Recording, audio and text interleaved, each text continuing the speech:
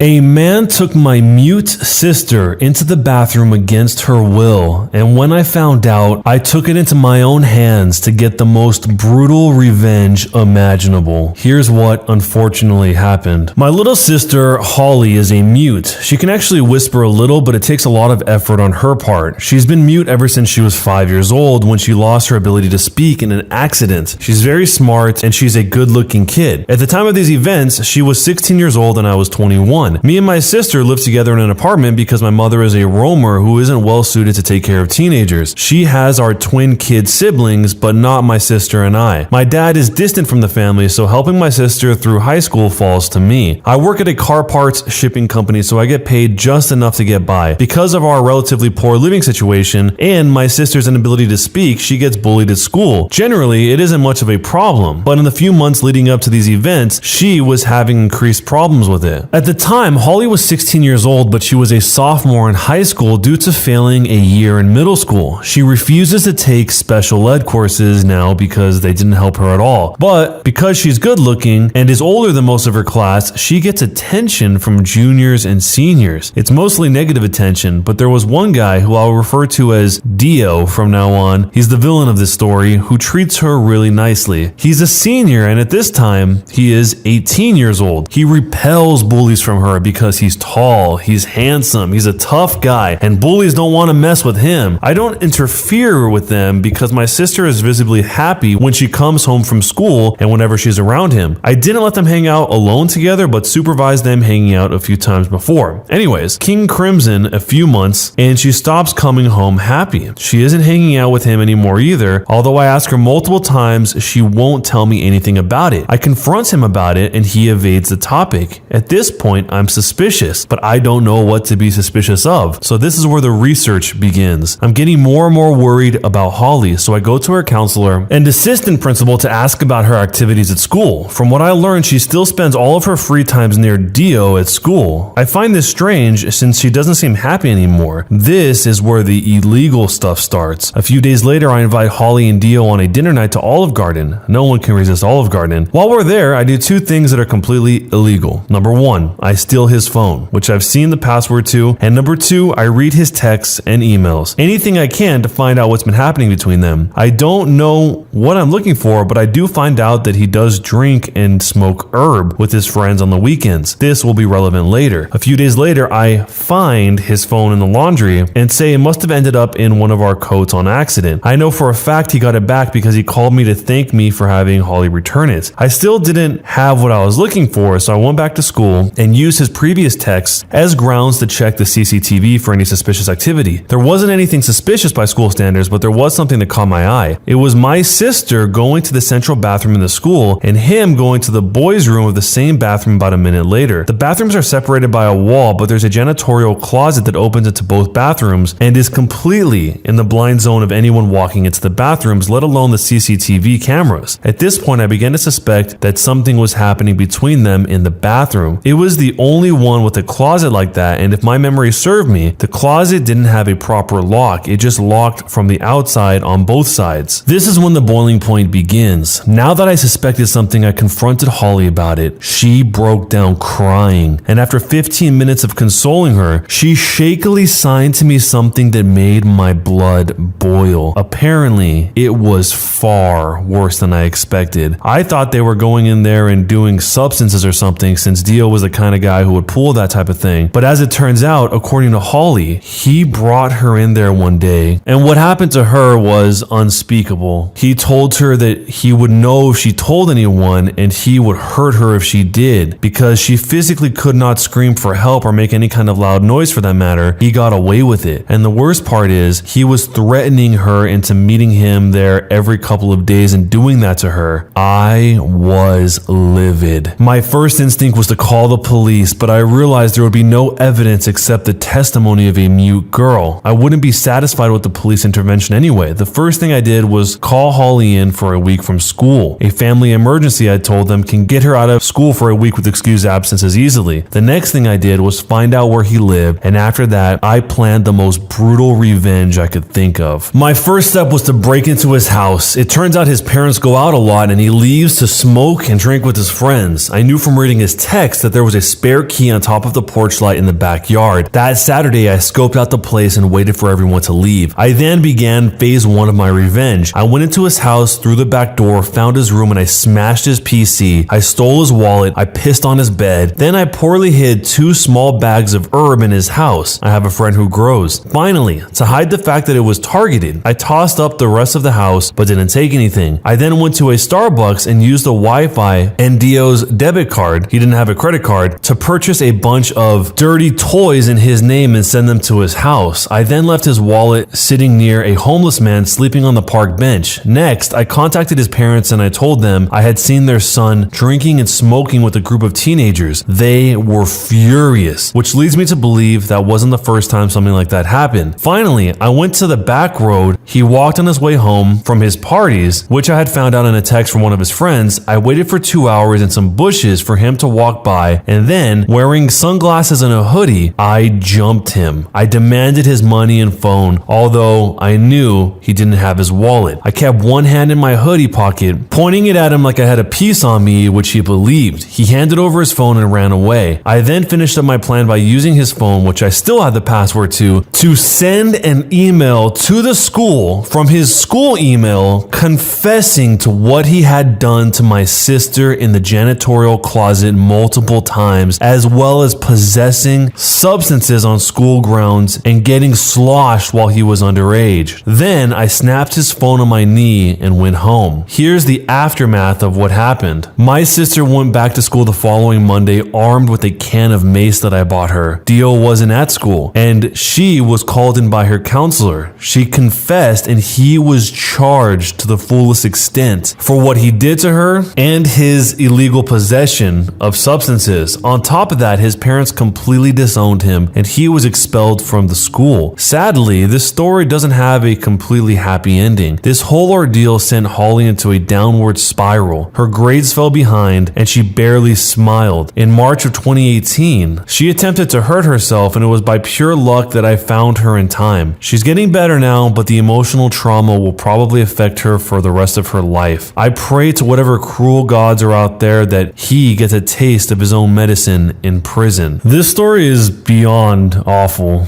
There's not even a way to describe how terrible this is. And no amount of revenge that the OP took on this guy will ever undo the horror that was done to his sister. I mean, this guy is 18 years old, so like they said here, he actually was tried as an adult, it sounds like. He got in trouble for this, he got in trouble for that, he lost his freedom, he lost a lot of other stuff, but none of that will ever make it so his sister doesn't have to deal with that for the rest of her life. How does someone deal with something like that? I think this is one of those times when somebody's sharing a story like this that is that intense and terrible might end up helping someone who has been in a situation like that and is trying to deal with it themselves. With something as serious as this, what would you actually do if you found out your loved one who couldn't defend themselves was in a situation like this? Am I the jerk for evicting my sister and her daughters after they hid my wife's wig and embarrassed her? First off, I want to start by mentioning that my wife is a cancer patient. She unfortunately started losing her hair due to chemotherapy and she's been incredibly insecure about it, her lack of hair in particular. She got a wig and started wearing it. I don't mind it. I 100% support her since she only wears it around family and friends. My sister lost her apartment after a messy divorce and moved in with her twin daughters almost a month ago. Things have been going well except my niece's constant remarks about my wife's wig. They got so hung up on it and kept asking a lot of questions about it. They asked to take turns to try it on, suggesting they straighten it with a hair straightener and so on, which was exhausting. They even pressured to see her without it, but my wife was uncomfortable and refused. Yesterday I got home and I found my wife had locked herself in the bedroom and was crying. I asked what happened and she told me she woke up and she couldn't find her wig. Then discovered my nieces took it and hid it, then urged her to come out so they could see her without it. My wife repeatedly asked them to give it back, but they started laughing and recording. My wife had to lock the door to keep a distance because they didn't stop. I was fuming. I went into the kitchen and I confronted them. They acted confused, but I was able to get the wig back. I lashed out at them, telling them they humiliated my wife and embarrassed her by taking away her wig. They said it was just a lighthearted prank, which made me go off on them. My sister got involved and said my wife was just being too sensitive. The girls were also just curious to see her without a wig, but she overreacted. I told her Her and her daughters were recording her. She saw nothing wrong in it and said I overreacted as well. I lost it on her too and told her she and my nieces are no longer welcome to stay at my home and they needed to leave. I later let them know about the eviction since they thought that I wasn't serious, and they started crying, begging that I let it go. But my wife is no longer comfortable around them after what they did. My sister called our elderly dad and he begged that I let them stay and insisted that my nieces were just acting like typical teenagers. He offered to speak to my wife, but I declined. They've been begging that I change my mind, but I keep refusing. So, am I the jerk? What a weird, sadistic way to gain enjoyment by humiliating the OP's wife. Maybe these two girls don't care at all about the suffering or the life or death of this woman, but I'm sure they would feel a lot differently if it was somebody that they did care about. If it was their mom, for example, they probably wouldn't have this heartlessness to try and bait her to come out so that they could record her. The fact that the sister and the elderly dad don't see how wrong this is makes it seem like they really don't understand the situation entirely, or just completely lack the empathy to care enough to understand how wrong it was. The two daughters are basically just little bullies that are doing whatever they want and nobody's stopping them, and this was the final point where they took it all the way. So if this was your loved one and somebody did this to them, let me know what you would do down below, and jerk or not a jerk, and why. Am I the jerk for getting mad at my husband because he laughed when I told him to reheat his own dinner? For context, I'm a stay-at-home mother with two kids, a 3-year-old and a 6-month-old. My husband is an ambulance driver. He works odd hours and comes home unexpectedly. He expects dinner or lunch ready whenever he gets home, whether I'm sleeping or busy with the kids. It's exhausting, but I do it because I know how hard he works. After struggling with this for a long time, my mom suggested I start pre-making meals so that dinner or lunch can be ready when he's home and all he's got to do is just reheat it. I immediately got to it and went grocery shopping and spent an entire 2 days making meals and storing them in the fridge. His response to this idea was, whatever. I was sort of relieved because now I could sleep properly, the kids won't get interrupted, etc. Well, at 11 p.m. last night, he comes home while I'm sleeping after putting the baby to sleep. I wake up to him shouting at me from the living room. I rush out and ask what's happening, and he tells me he's hungry and he wants dinner. I tell him it's in the fridge, he just needs to reheat it, and he didn't have to wake me up for it. He tells me I need to go in there and reheat it for him. I say no, not happening, and he needs to reheat his own dinner. He starts laughing sarcastically, which got me mad, and then he tells me that I'm ridiculous to assume that after working non-stop for an entire shift that he should be expected to do a chore, aka reheat the dinner himself, when I'm here and I can do it. I start arguing with him after he complains I'm not doing enough and refuse to heat it. Then I go back inside the bedroom and shut the door. He comes an hour later yelling about how I've basically made him almost pass out from hunger just because I'm petty trying to prove a point. I tell him he's being unreasonable to expect me to reheat his dinner when he could do it himself. He gives me a nasty look, and then he tells me he's going to bed hungry and that I'm responsible for this, and then he heads out. This morning, he silently gets dressed and leaves while turning his phone off. Was I the jerk? I'm guessing this is one of the situations like we've seen before where the husband is probably not enjoying this job too much. It's probably very stressful and he's building resentment about having to do this job, whereas he sees the wife is getting to live this life of leisure, hanging out with the kids, raising them, and doing things that he thinks he would want to do. And that resentment probably leads to the idea that the least she could do is to heat my food. The least she could do is X. The least she could do is Y. To him, he probably feels like it's so obvious he doesn't even need to say it, but to her, she's not just doing nothing. She's raising kids, and that alone is probably already messing with her sleep, but then having to wake up in the middle of the night to reheat food is making the situation way harder. It seems like the solution she came up with is a good one, but coming from his perspective of that's the least she could do, he's taking out his frustration on the whole situation on her. One of the top comments said, it's not about food. This is about control and it's about respect. This is not something you're going to be able to handle on your own. You and your husband need neutral professional assistance to navigate this discussion. The behavior your husband is demonstrating is absolutely atrocious, disrespectful, and unloving. What is your dynamic that he feels it's acceptable to be yelling where he could wake up the children? And why does he feel it's acceptable to yell from a different room to wake you up? This is the behavior of a child, not a full-grown adult, nor a respectful adult. If everything you said is true, then I have to ask, why are you in this relationship? He's yelling from another room and throwing a hissy fit to wake everybody up in the house and get more attention. Then he's punishing himself and won't eat in the name of being angry with you. I do not recommend trying to have these conversations with him because you are both going to lose it. But if this is going to be a long-term permanent relationship for you, you need help because this type of behavior does not improve on its own. And there is a lot of support on this this response? Because that is pretty much what this seems like from the perspective that we're shown here. I can't possibly see how this would solve itself, but how do you see it? What would you do if you were in this situation? Let me know down below, and jerk or not a jerk, and why. Am I the jerk for not returning to my childcare job because the mother fired me over a mistake? I'm a 19-year-old male and I had a job taking care of 2 kids, a 2-year-old boy and a 3-year-old girl, a dog, and doing light housework for 4 days a week for a single mom who got my contact information from a business card I had posted in my dad's pediatric therapy office. Ever since the weather started getting warmer, the dog has been shedding like crazy. Like, I would vacuum the couch and the next day it would look like I hadn't. I would lightly tug on the dog's hair and pull out huge tufts. The dog has been scratching all the time, etc. My dad's dog has a double coat like theirs, and one morning when I was leaving for work, I packed his brushing tool in my bag. When the kids were napping, I spent a full hour outside brushing the dog. The dog seemed to enjoy being brushed, and after an hour, there was a huge pile of hair that had been brushed out. Before I vacuumed it up, I sent the mom what I thought would be a funny text saying, I brushed a whole new dog out of the dog's coat. Looking back, I realized that maybe I should have asked first, but at the time, it seemed like something that was within the scope of caring for the dog. The mom went ballistic. She called me yelling, saying that by brushing the dog and not letting the hair fall out on its own, I'm causing harm to the dog. She said I was an idiot, and she cannot believe she trusted me with her kids, and that today was my last day. I was extremely upset because I had been with the family for 3 months and she has never yelled at me like that before. I left as soon as she got home because she was still fuming. I immediately lined up a job with another family and I'm supposed to start on Monday. The mom who yelled at me called me 2 days later saying she was sorry about the quote misunderstanding and that firing me was an overreaction. I told her I was no longer available and she started crying about how hard it was to find a new sitter for her special needs kids. Her kids are autistic and have therapy in my dad's office. When I stood firm, she started texting my dad and asking him to do something. My dad is annoyed at being dragged into this, and while he respects my decision, he wishes I would keep watching her kids for a short time to keep the peace. I hate that I put anyone in an awkward position, but I also don't want to work for someone like that. Am I the jerk? Yes, he shouldn't have done that to the dog without talking with her first, but the way she acted was totally overboard. It's weird that the dad would ask the kid to keep being a part of the situation when he probably explained to the dad that he was straight up yelled at. But let me know what you would do if you're in this situation, and jerk or not a jerk, and why.